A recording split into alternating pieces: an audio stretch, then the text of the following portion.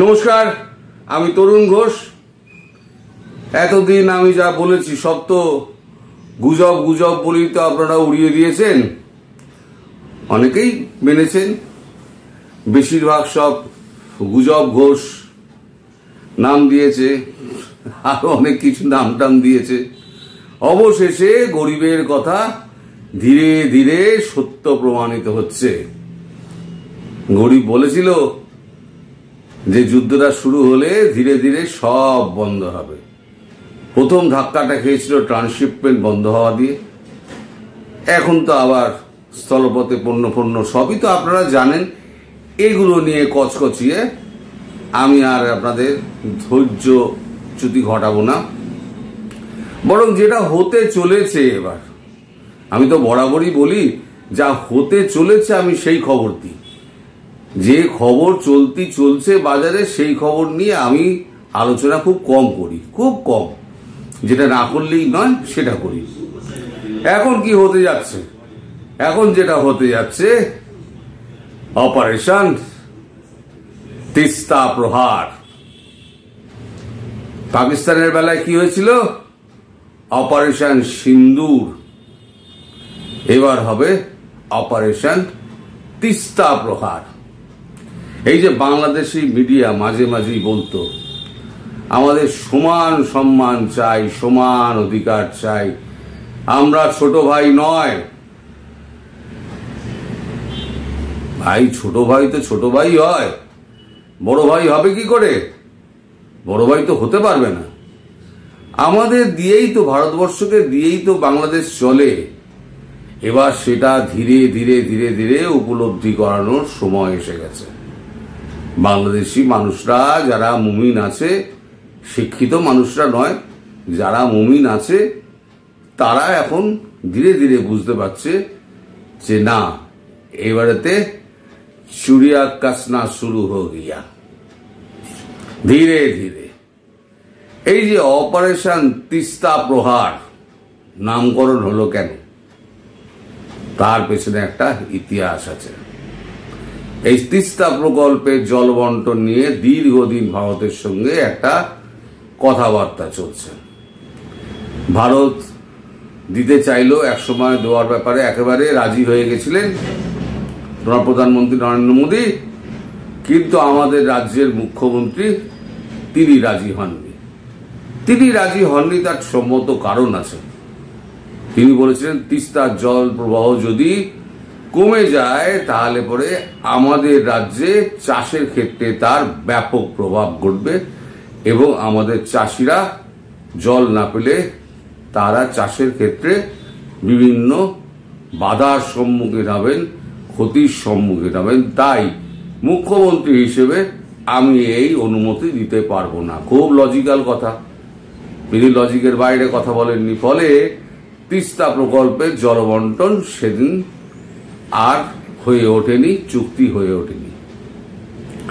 আর একটা চুক্তি রয়েছে, সেই চুক্তিটা 2026 সালে সেই চুক্তিটা আর নবায়ন হবে বলে আমার মনে হয় না, যতদিন না পর্যন্ত প্রধানমন্ত্রী হিসেবে শেখ হাসিনা তার দপ্তরে গিয়ে বসছেন।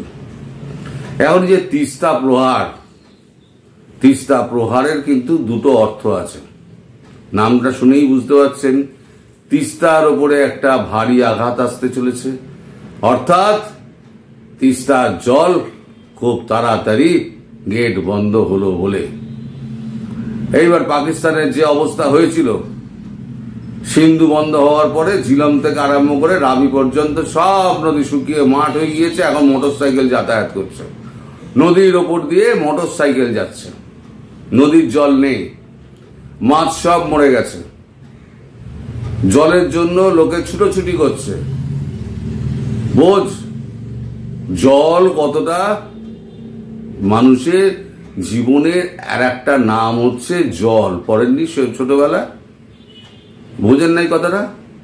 আপনাদের ভাষায় বলি, বোঝেন নাই? তা এই যে বাংলাদেশি মুমিনরা খুব লাফালাফি করত, আমাদের জন্য ভারত খেয়ে পড়ে বেঁচে আছে। আমরা চিকিৎসা করাতে যাই বলে ভারতের চিকিৎসা ক্ষেত্র বেঁচে আছে। নাহলে শুকিয়ে মরে যেত। আমরাই ভারতের অর্থনীতি চালাই। এখন এখন কতটা অর্থনীতি কাজ চলে। ভারত তো শুধু এখন তো মজা দেখছে, এখনো শুরু হয়নি। প্রথমে তিস্তার জল বন্ধ হবে, তারপরেতে অপারেশন তিস্তা প্রহার শুরু হবে। এখন একটা যুদ্ধ শুরু না হলে তাহলে পরে বোঝা যায় না কোন পক্ষ কতটা শক্তিধর। এই যে পাকিস্তানের সঙ্গে ভারতের যে যুদ্ধটা হলো, এটা যুদ্ধ নয়, এটা ওয়ার্ম আপ বলা যেতে পারে, ট্রেডার। তাই এইটাতে পাকিস্তান 3.5 দিনে হাঁটু গেড়ে বসে পড়ে বললো, হুজুর মাফ করে দাও। এখন আপনাদের মিডিয়াতে এখন পাকি মিডিয়া পক পক পক পক পক পক পক করে বেড়াচ্ছে। তারা বলল যে ভারতীয় সেনাবাহিনী সাদা পতাকা উড়িয়ে দৌড় লাগিয়েছে, ভারতকে ভেঙে খান খান করে দিয়েছে। ইদানিং গতকাল থেকে শুনছি নাকি উল্টো সুর গাইছে আপনাদের বাংলাদেশি মিডিয়া। তারা নাকি এখন বলছে পাকিস্তানের প্রচুর ক্ষতি হয়ে গেছে, পাকিস্তান প্রায় একেবারে ধ্বংসের মুখে দাঁড়িয়ে আছে। আমি ভাবি হলোটা কি? হঠাৎ করে ভূতের মুখে রাম নাম, এ তো খুব ভালো নয়। এটা একটা খুব ভালো একটা নিদর্শন আমার কাছে লাগছে না। এরপরে কি এর মধ্যে কি কোনো বার্তা আছে? হতেই পারে বার্তা। এখন ভারতের সঙ্গে একটু সুসম্পর্ক চাইছেন, যদি চাইতেন তাহলে পরে ওই যে মোহাম্মদ ইউনুস, তিনি আবার ওই নেপাল নিয়ে আর 7 সিস্টার নিয়ে ওই কথাটা বলতেন না। এখন বলে এখন তো সাপের মাথায় তো বাড়ি মেরে দিয়েছেন। তা সাপ তো এবার আপনাকে ছোবল মারবে। তা যেটা বলছিলাম, 3.5 দিনে ওই যুদ্ধ শেষ হয়ে গেছে। এখন পৃথিবী বুঝে গেছে ভারতের সৈন্য কি, ভারতের অস্ত্র সম্ভার কি, পাকিস্তানের কত গুণ, ভারত বাংলাদেশের কত গুণ হচ্ছে পাকিস্তান, কত বড়, তার কত অ্যাসেট সে ধ্বংস করে দিয়েছে। এয়ার ডমিনেন্স যাকে বলে, ভারতীয় সেনাবাহিনী, বিমান বাহিনী, সেনাবাহিনী তো নামেইনি, বিমান বাহিনী এয়ার ডমিনেন্স যাকে বলে, পুরো আকাশটাকে অধিকার করে রেখে দিয়েছিল। সমস্ত এডি সিস্টেম, এয়ার ডিফেন্স সিস্টেম সমস্ত নষ্ট হয়ে গেছে। পাকিস্তান এখন কানা হয়ে রয়েছে। তাহলে পাকিস্তানকে যদি 3.5 দিনে যদি এই অবস্থায় এনে দেয়, তাহলে বাংলাদেশকে আনতে কতক্ষণ সময় লাগবে? ভারতীয় সেনাবাহিনী বলছে আমাদের 8 থেকে 10 ঘন্টা সময় লাগবে, মাত্র 8 থেকে 10 ঘন্টা। আমি বাড়িয়ে ধরলাম 12 ঘন্টা। এই 12 ঘন্টার মধ্যে বাংলাদেশের কিন্তু হাওয়া নিকলে যাবে। এখন যা চলছে বাজারে, আপনারা কিন্তু একটু শান্ত হয়ে থাকুন। এই হাওয়াজ টাওয়াজ কিন্তু একটুখানি কমিয়ে দিন। এই যে ভারত বিরোধিতার চরম সুর চারদিক দিয়ে উঠছে, ভারতকে শেষ করে দাও, খতম করে দাও, 7 সিস্টার দখল করে একেবারে বাংলাদেশের অন্তর্ভুক্তি করে নাও, পারলে ওয়েস্ট বেঙ্গল, বিহার, উড়িষ্যা সব দখল করে নেয়। এই যে ফেসবুক আর ইনস্টাগ্রাম আর এই ভিডিও ইউটিউব, এতেই বিপ্লব একেবারে সমস্তই আটকে রয়েছে। আমি বলেছি না করবেন, পৃথিবী দেখবে কি করে, পড়াশুনো করতে হবে, জানতে হবে। আমি আগেও বলেছি যে একবার ম্যাপটা দেখে নেবেন, টেবিলে পেতে অ্যাটলাস ম্যাপ, গ্লোব দেখলে হবে না। কারণ গ্লোবে আপনার 2D-তে দেখানো আছে। গ্লোব যেটা, গ্লোবে আপনি, আমি উদাহরণ বলছি, আপনি গ্লোবে যদি গ্রিনল্যান্ডকে দেখেন, গ্রিনল্যান্ডের সঙ্গে আপনি আফ্রিকার তুলনা করেন, তাহলে দেখবেন গ্রিনল্যান্ড অনেক ছোট, আফ্রিকা অনেক বড়। এবার ওটাই আপনি টেবিলে অ্যাটলাস ম্যাপ ফেলুন, দেখবেন ওটা 4D-তে আফ্রিকা এবং গ্রিনল্যান্ড দুটোই হচ্ছে আয়তনে প্রায় সমান। এইটা হচ্ছে আপনারা ওই গ্লোবের মধ্যে সীমাবদ্ধ আছেন। আপনারা অ্যাটলাস ম্যাপটা ফেলে আপনি সমুদ্রপথ দেখেননি, আপনারা আকাশপথ দেখেননি, আপনারা মানে পৃথিবীর কোথায় আপনাদের কোন অবস্থানে আছেন, আপনাদের সাইজ কতটুকু, ততটুকু আপনাদের কাছে জ্ঞান নেই। এবং আপনার 3 দিক দিয়ে যে ভারত কিভাবে ঘিরে রয়েছে সেটাও আপনাদের কল্পনার বাইরে। তো যাই হোক, এখন মূর্খদের জ্ঞান দিয়ে কি হবে? জ্ঞানী মানুষরা তারা সব জানে, জ্ঞানী মানুষরা কিন্তু সব জানেন, তারা কিন্তু এইগুলো বিশ্বাস করেন না। তারা বোঝেন যে ভারতের সঙ্গে বিরোধিতা করে আমি এঁটে উঠতে পারবো না, কারণ ভারত এমন একটা দেশ যে এখন আমেরিকাকে পর্যন্ত পাত্তা দেয় না। আমেরিকার প্রেসিডেন্ট কেন এত ক্ষেপে আছেন? ক্ষেপে আছেন এই একটাই কারণে, তার মুখোশ খুলে গিয়েছে। তারাই তো এই নিউক্লিয়ার অ্যাসেটকে, তারাই তো এডি সিস্টেম দিয়ে আটকে রেখে দিয়েছিল। ডার্টি বোম, আমেরিকার ডার্টি বোম কিরানা পর্বতের নিচে ছিল। হ্যাঁ, আমেরিকান ডার্টি বোম।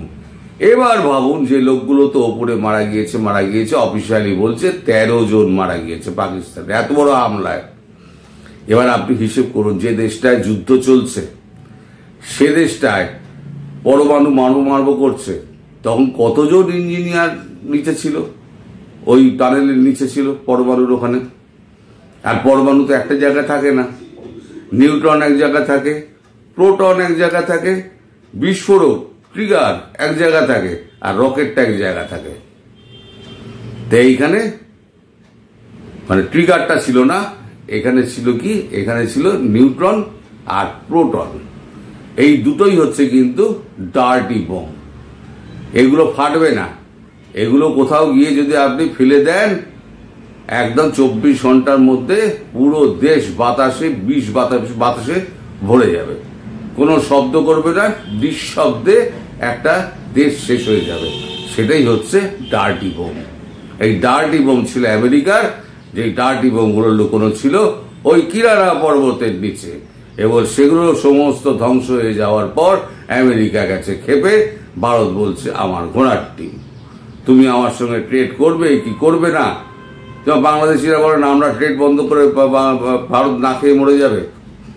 ভারত আমেরিকাকে বলছে তুমি ট্রেড করবে কি করবে না আমি অত সব জানতে চাই না, আমি তোমার ওপরে 25% আরব শুল্ক বসিয়ে দিলাম, এবার তুমি কি করবে বুঝে নাও, ট্রেড করলে করবে, না করলে না করবে। এই হচ্ছে বর্তমান ভারত, শক্তিমান ভারত। আর তার সঙ্গে পাঙ্গা নিতে গেলে একটু মুমিনরা একটুখানি চিন্তা ভাবনা করবেন, চিন্তা ভাবনা করলে পরে আপনারা দেখবেন আপনারা অনেক কিছু হিসেব মেলাতে পারবেন না। এই যে তো ভারত বিদ্বেষ আছে না, যখন ভারতীয় সৈন্য ঢুকবে তার আগে জল বন্ধ হলেই তো অবস্থা খারাপ, খাবার বন্ধ হলেই অবস্থা খারাপ। খাবারটা বোধহয় খুব শিগগিরই বন্ধ হবে, আমি বলে দিচ্ছি। খাবারটা মোটামুটি আপনার দিন 15 মধ্যে আপনার খাবার দাবার সব বন্ধ হয়ে যাবে। মানে পণ্য পাঠানো এখনই তো কমে গেছে, বাকিটাও পুরোপুরি বন্ধ হয়ে যাবে। তাহলে জল বন্ধ হয়ে গেল, খাবার বন্ধ হয়ে গেল। এরপর দিন 10-15 টাইম নিয়ে তারপর ভুকা পেটে যখন থাকবে জনতা, রাস্তায় নামবে, তখন ভারতীয় সৈন্যরা ঢুকে ওই ভুকা নাঙ্গাদের খাবার দাবার দেবে। এবং এটা জেনে রাখুন, কয়েক হাজার ড্রোন কিন্তু বাংলাদেশের আকাশে উড়ে বেড়াবে কামাকাজি। যে সমস্ত জায়গা দিয়ে এই সমস্ত উগ্রপন্থীরা যে সমস্ত ফ্ল্যাট বা বাড়ি থেকে সমস্ত গুলি ফুলি চালাবার চেষ্টা করবে, কামাকাজি ড্রোন কিন্তু সঙ্গে সঙ্গে ধরে ফেলবে এবং সেখানে গিয়ে সরাসরি হিট করে একদম পুরো বাড়ি ফাড়ি ধ্বংস করে দেবে। প্রচুর প্রাণের ক্ষতি হবে।